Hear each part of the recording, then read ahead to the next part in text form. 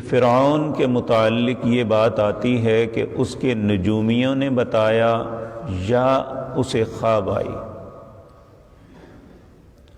خواب یہ تھی کہ جس قوم کو تم نے غلام بنایا ہوا ہے بنی اسرائیل کو، ان کے اندر ایک ایسا بچہ پیدا ہوگا جو تیری ہلاکت اور تیری حکومت کے خاتمے کا سبب بنے گا۔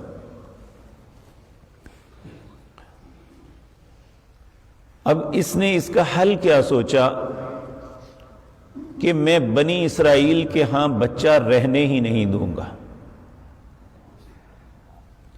اور یہ بنی اسرائیل کے بچوں کو قتل کرتا رہا، جس طرح ہم یہ پچھلی آیات میں پڑھ آئے ہیں، یذبحون ابناءکم ویستحیون نساءکم۔ وہ ان کے بیٹوں کو قتل کر دیتا اور بچیوں کو زندہ رکھ لیتا۔ جب یہ کئی سال تک معاملہ چلا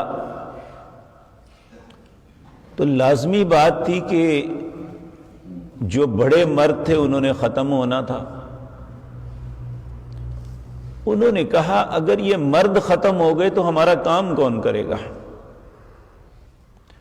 یہ اس کی قوم کے اندر بھی یہ ایک تذبذب سا پیدا ہوا، اضطراب پیدا ہوا۔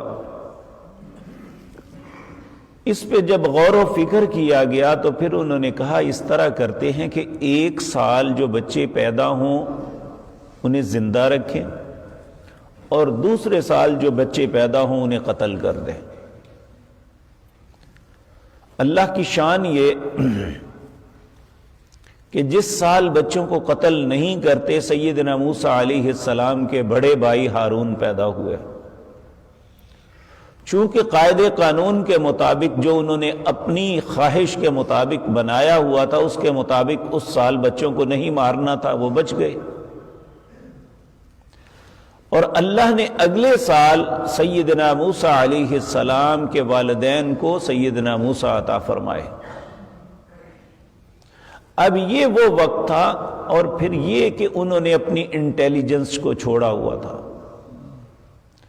کہ جتنی دایا تھی وہ فرعون کی جاسوس تھی۔ اگر کسی بنی اسرائیلی کے گھر بچہ پیدا ہوتا تو وہ فوراً اطلاع دیتی، اس بچے کو لچا کے ذبح کر دیا جاتا، العیاذ باللہ۔